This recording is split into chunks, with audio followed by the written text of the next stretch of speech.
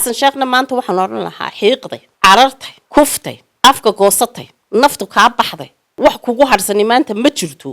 hoorkii yaraa maxay ahayd waa kaasoo de finish buu noqdayba meel darkeen cayn ku noqday wuxuu noqday xabad yar war sidoo lahaa Somaliland uu nafteeda uga baxay war aduguna shaydaanka ku saaran ee ku maxay ahayd rakaabka ka dhigtay iska maxay ahayd naar أعوذ بالله من الشيطان الرجيم إسكده وبحالك إسكتور أو دوتنا واحد تراها سومال لان أنتي أن هرجوكسن لها هرجوكسن ده لكن ما أنت فصحي حباسك وهاي جبوتي ده غير سومال لان بكبوح ده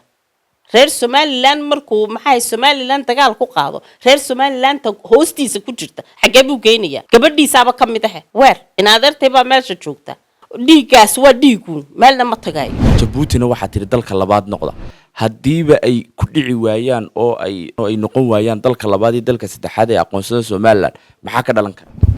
abaal iyo ajir cid alla cid ugu qabaysaa ma jirto indhahooda oo shana oo sida ay noo soo eegay bay arki doonaan Soomaaliland aqoonsigeedii heshay UN ta fariisatay AU da fariisatay jaamacadda carabta fariisatay indhahooda oo shan ah maalin aana fogeyn saacad aana fogeyn bay ku arki doonaan insha Allah way dhamaatay Somaliland way socotay ma soo noqonayso ma soo laabmayso idin ma soo socoto idin ma imanayso inta Somaliland ee joogta rag iyo dumar ee maanta xamar joogta waxaan leeyahay intii iskaga soo baxaysa iskaga soo baxdo waddankaagii baa maanta aqoonsigii buuxda helaya daawadayaal waqti xaadirka waxa ku suganaa hoyga magaalada Hargeysa ka degan tahay Marwa Faadumo Saciid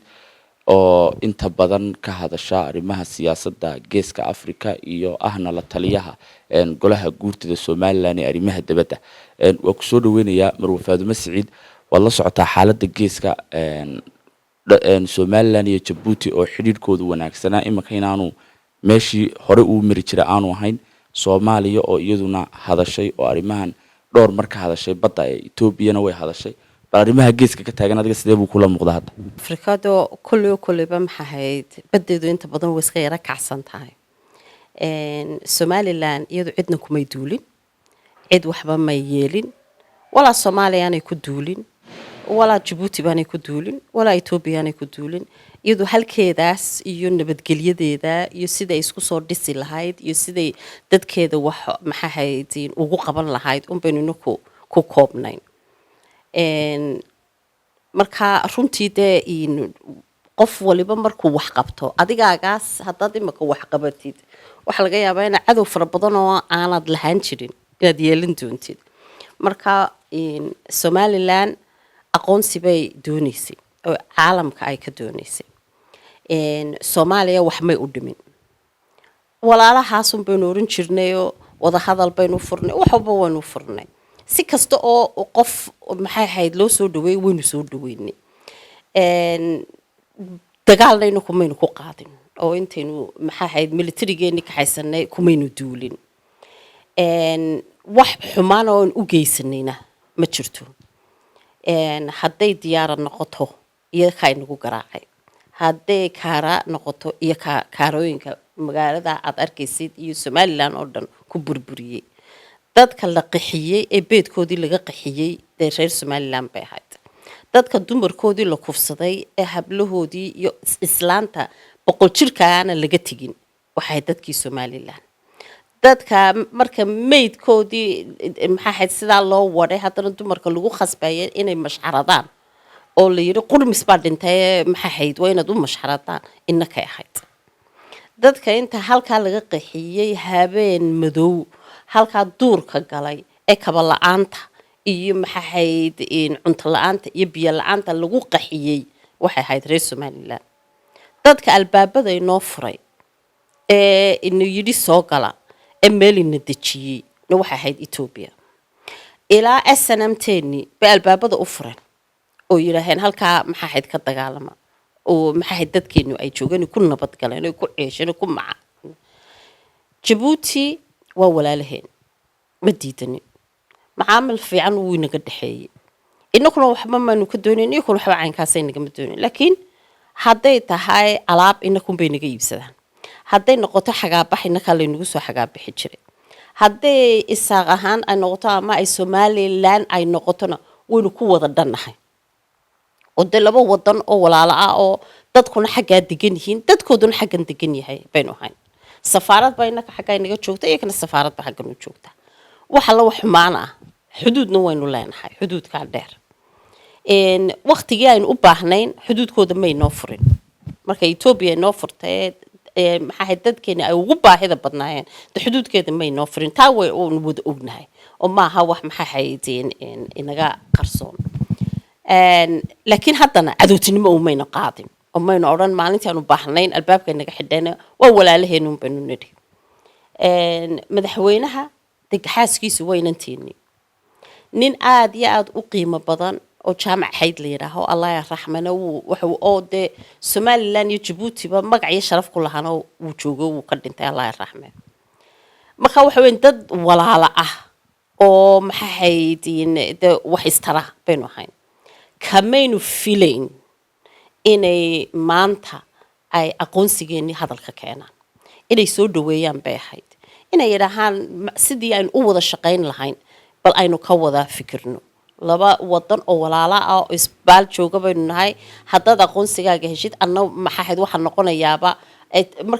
markay Ethiopia ku dhawaaqdo anna hadan Djibouti ahay waxa noqonaya wadanka labaad ee ku dhawaaqo bal anagu ka filinayna yiraahaan sidee baynu maxaa hayd dikadaheena u horumarinaa sidee baynu maxaa umadeena u horumarinaa sabab baa mushtarkeena aynu u kobcino inaynu alliance aynkaasa aynu yeelano baan runtii ka fikirina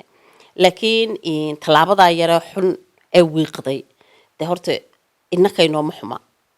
innaka waxa waxayna yeelayaan haba yaraatee ma jirto Djibouti waxbayna ma yeeli karto waxa la yiri Ingiriisku waxay yiraahaan people in glass houses should not throw stones waxa qof guri quraarada ku jira dhagxaan ma turtuuro waayo de isaga ugu horeeyba qof la kala tuurayo marka runtii talaabadaas ma ahayn talaaba aan anagu ka filaynay talaabo xun way ahayd imkana anu waxaan lahaa war walaatinimadeeni iyo wanaageeni aynu soo cishino noqdana wadanka labaad ee aqoonsiga ku dhawaaqa markay Ethiopia ku dhawaaqdo Djibouti ay adna noqo kii labaad ee noogu dhawaaqi lahaa cadowtinimadu waxba ma tarto cadownimadu waxa la waxay tartaa ma jirto waxa weeyaan beedkaagina way ka kaxaysaa beed kalena kuma gaarsiinayso marka inaynu cadowtinimo aynu yeelo aynu samaysanana ma wanaagsana Soomaaliya laftirkeedu waxa weeyaan inay tiraaho marka si walba sameeyse geed dheer iyo geed gaaban waxa u gashay sidii aqoonsi ay sidii heshiiska u burburin lahayd war tukri bay tagtay oo gadar bay tagtay oo maxaa ahayd Egypt bay tagtay oo Eritrea ay tagtay meel alla meel aan cagaha soo dhigin ma jirto soo wareertay soo dawaqtay nafti ka baxday maanta waxaan u maleynayaa meel alla meel u harsani ma jirto inay marmar ba failure kaaga la iska aqbala oo la yiraahdo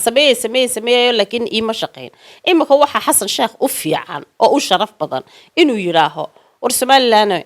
in alla intaan idin hor joogsan karaa idin hor joogsay in alla intaan dagaal idin ku qaaday idin ku qaad in alla intaan aflagaada idin geysanay idin geystay laakiin anuguna waxa noqonayaa kii saddexaad ama kii labaad ama kii afraad aqoonsigiina ku dhawaaqaya waana idin sii daayay intaas ay maanta uu sharaf ku yeelan lahaa uu ku qaadan lahaa laakiin waxa weyn aqligu de maxay ahayd marmar waxaan silahaa dadka qaarkood Ilaahay wuu ku abuuraa dadka qaarna qaliil maxay sida qasabada marka la furay dadana sida dhibiq marmar dadka qaarkood dhibiqdaas ay aqliga ugu timaada marka waxaan maleeyahay Xasan Sheekh iyo kooxdiisii dhibiqdaas ay ugu timaadaayo wali maxay ahayd waana ku soo dhamaan maybe markay ku soo yara ma ay ku dhamaatay ku soo maaxi doontaa oo aqliga dib ugu soo fadhiisan laakiin aqoonsigan iyo heshiiskanu saas ku socdo cid ana ilaahayga weyne waaxidkeen abuurtay oo ka hor joogsanaya mooyaane cid alla cid kale oo ka hor joogsan kartaa ma jirto bahalkan wuu dhaqaaqay waanu dhacayaa waanu maxaa ahayd waanu soo dhaweynaynaa there is no reason sabab alla sabab dadka waxa la geliyay sas baa la geliyay Ethiopia idin cunaysaa way idin qabsanaysaa war 100 sanadood baanu isbaalnaale hal taaka may nagu soo durkin hal taaka may soo durkin waxa la waxay noo geysatay ma jirto maalinna xitaa hanjabaad may noo hanjabin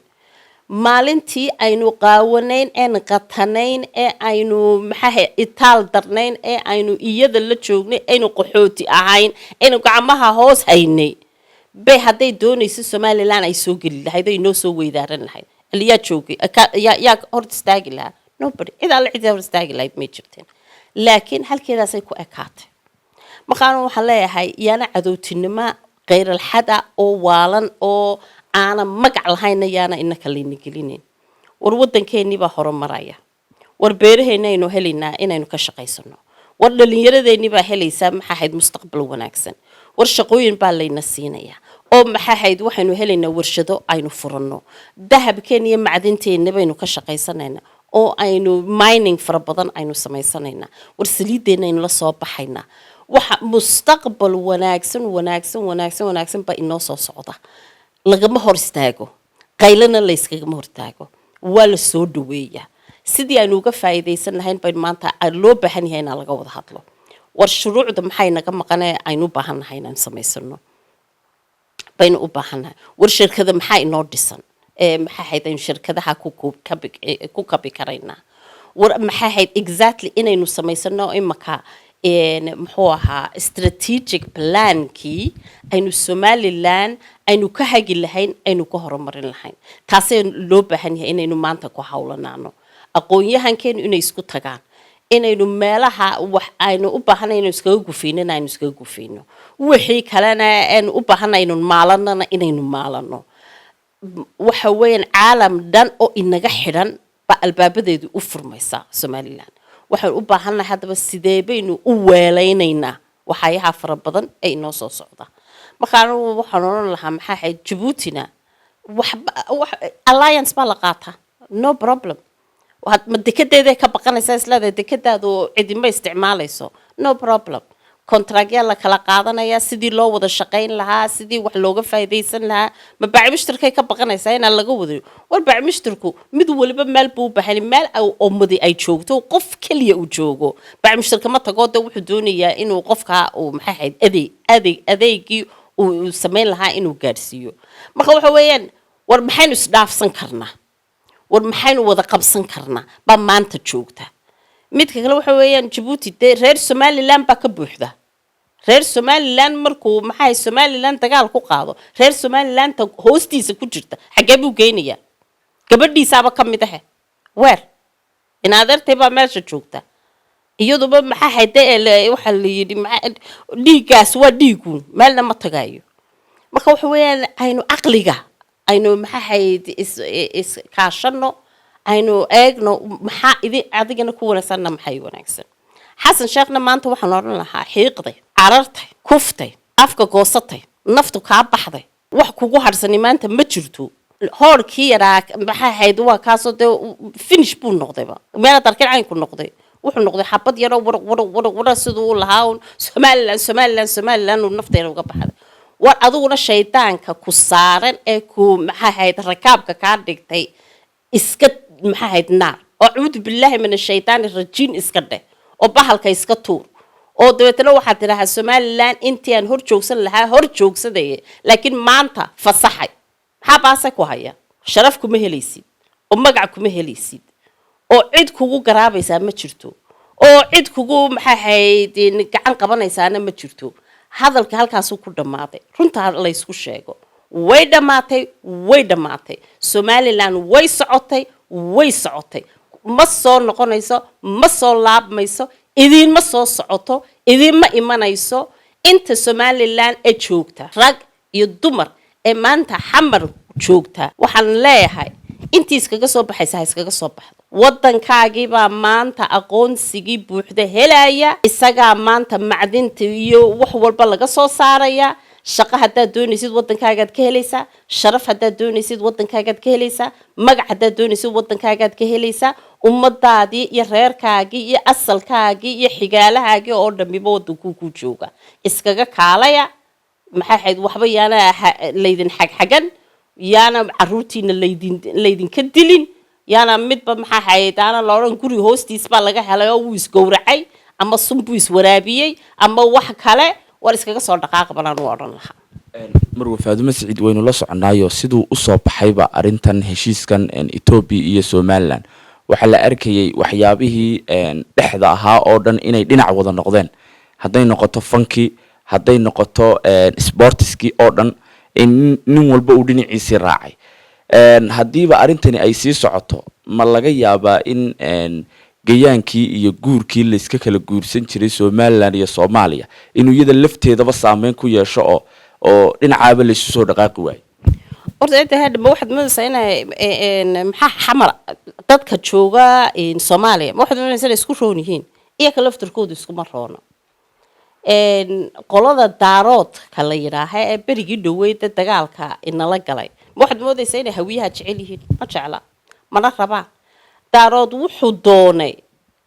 inuu maxaa ahayd gobol saddexaad uu ka samaysto Laascaanood dagaalku muxuu ka socday wuxuu ahaa Laascaanood baa la doonayay gobol saddexaad laga dhigto waxa la doonayay in qoladan hawiyaha la yiraahaa inaanay weligood yaalood aanay kursi dambe oo fila Soomaaliya inay ku fadhiistaan may doonay falowgood waxay qabanayaan si ay uga tirtiraanba meesha xasan sheekh waxa la doonayay inuu noqdo madaxweynihii ugu dambeeyay hawiyaha kursiga fadhiista aqligoodu waxay noqotay markay aragteen inaanay ku guuleysanayno tiina ay ku guuleysan kari waayeen waati haddana maxaa ahayd ay fikir kale ay soo geliyeen haddana xasan sheekh baa loogu tagay oo la yidhi maxaa ahayd adaan kula shaqaynayo haddana mar labaad kugu soo celinayna dagaalka naga galo maxaa ahayd Somaliland aqoonsigeedii inaga maxaa ahayd inaga caabi isaguna nacasnimadiisa run buu mooday wuxuu moodayaa inay nasteexo hayaan uma hayaan maalinta ugu horeysay la gelayo doorashada madaxtooyada dhulka lala gooynaya dhulka lala gooynaya waxaad moodaysaa inuu xasan sheekh ku soo noqonayo kuma soo noqonayo dhulka la gooynayaan marka waxa weeyaan the biggest problem ee haysata waxa weeyaan horta xaqa nasteexa kama jirto nasteexa la isku qabaa ma jirto innakana waxa la doonayaa in la iska keen horkeeno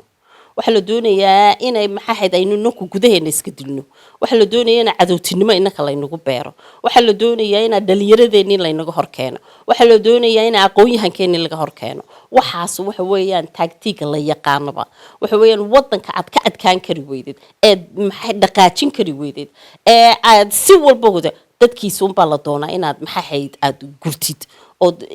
aqoon-yahanka iyo dhalinyarada iyo dumarka waxaas dadka laga horkeena Somaliland waxa way ka weynaatay inaku maanta waxaan u dagaalamaynaa ma reer inaku ma dagaalamayna waxaan u dagaalamaynaa waa qaran la yiraahdo Somaliland calan baa loo dagaalamaya mustaqbal baa loo dagaalamaya jiritaan baa loo dagaalamaya waxa loo dagaalamaya ciidan anigu ahay maanta maaha ee caruurtaydu mustaqbalka ay yeelanayaan baan doonaya caruurtooda mustaqbalka ay doonayaan waxaan waxa way ka sareysaa waanay ka weyn tahay maxaa ahayd reer iyo wax yar oo maxaa ahayd lagu meereysto waxa weeyaan jiritaankii iyo qarannimadii iyo magacii iyo sharaftii Somaliland baynu maanta inaku ilaalinaynaa aynu doonaynaa in aanay marna aanay weeqmin taas waxa loo baahan yahay inuu fanaankeenna iyo dhalinyaradeenna iyo dumarkeenna iyo asxaabteenna iyo maxaa ahayd siyaasiga dibadda iyo kii gudahaba inaynu maanta u guntano sidii aynu aqoonsigana uga dhabin lahayn wadankeena iyo magaciisa iyo sharaftiisa aynu huwanahayna la sharaf baynu huwanahay inta aynu calanka Somaliland huwanahay sharaf baynu huwanahay calankaas waa duu inaga leeco sharaftu way ka dhacaysaa cid ma noqonaysid magac ma yeelanaysid waxaynu ka liidanaa maxaa ahayd Palestinianska dagaalamaya ee la iskugu tagay abood foodka la cabay ee hadda ilaa alaanka tawxiidkii ilaahay calankoodii maxaa ahayd in dhabarka ku sita may kuwaasaynu ka liidanahay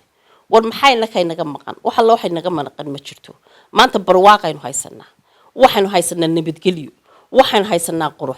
waxaan haysanaa wanaag waxaanu haysanaa sharaf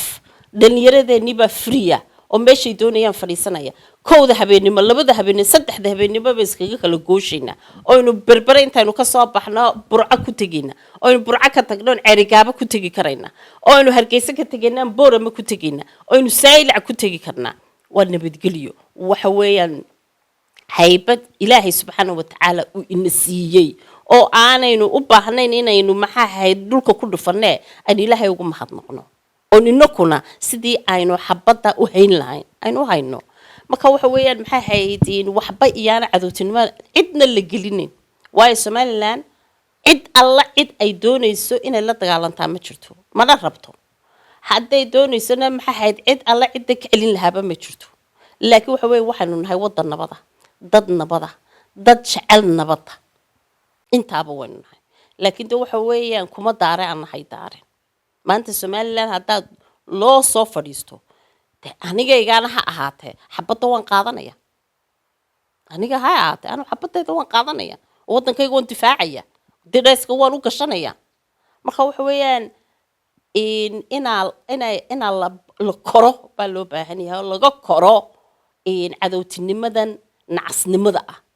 ee dadka la isku gelinayo waxa la isku gelinayo sabab kale maaha waxa anaa sareeya iyo anaa sareeya war cid sareysa ma jirta ilaahay baa sareeya marka aynu nabad ku wada noolaano Soomaaliya nabadeeda ha ku noolaato Djibouti nabadeeda ha ku noolaato Somaliland nabadeeda ha ku noolaato dambeyntii Marwo Faadumo Saciid waxa jiray xildhibaano ka tirsan golaha wakiilada Somaliland oo markay soo baxday khilaafka Djibouti oo kale siyaabo kala duwan uga hadlay oo taageero weyn u muujiyay Djibouti kana soo horjeestay xukuumadda Somaliland iyagoona ku sameeyay khilaafkaas in madaxweyne Muuse Biixi iyo Djibouti oo kaliya is qabteen balse aan is qaban Somaliland iyo Djibouti bal xildhibaanada hadaladoodii adiga sidee bay kula muuqdeen orta maxay hada mid wax weyn marka la isyeelayo midna waxa weyn xaqiiqada ilmaha yar ee dhashay isabiga ba og madaxweynaha iyo Djibouti inaan ishayn sabab isku hayaan ma jirto isagu waxa weeyaan shakhsi la yiraahdo Muuse Biixi Cabdi madaxweyne Somaliland buu yahay laakiin marka madaxweynenimada meel la iska dhigo shakhsi weeyaan shakhsigaasu sababu dawladda Djibouti uu la dagaalamo dama jirto waxa keenaysa inuu hadla waxa weeyaan waa kursigan uu ku fadhiyana qoys uma fadhiyo wadan dhan oo Somaliland buu u fadhiyaa waxaana waajib ku ah inuu cid alla ciddii Somaliland soo hujuunto inuu ka celiyo waxa la doonayaa madaxweynuhu inuu 100 indho yeesho 100 indho inuu yeesho baa laga doonayaa waxaa fara badan oo qofka shakhsiga ama plan uu garanayn waxa loo baahan yahay isugu ogaado nabad sugidii baa soo hadlaysa waxa soo sheegaysa CID baa soo sheegaysa booliiskii baa soo sheegay military baa soo sheegay 120 indhood buu leeyahay waxa halka maxahayd in sayla ka dhacaysa iyo waxa maxahayd geeska ugu shisheeyay sanaag ka dhacay iyo xagga sool wixii ka dhacay iyo wixii xuduudka Ethiopia ka dhacay waxa la doonayaa inuu madaxweynuhu ogaado marka waxa jirta waxaa fara badan oo xildhibaankuna ogeyn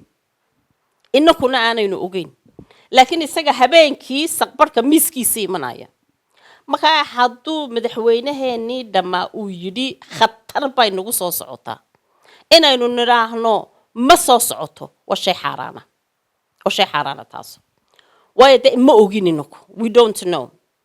nabad sugidda inaku ma maxaa hayd xukunno waxba nooma sheegayaan booliiska ma xukunno waxba nooma sheegayaan maxaa hay sirdoon everybody we don't know isaga laakiin xog fara badan oo aanaynu inaku ogeyn baa miiskiisa imanaysa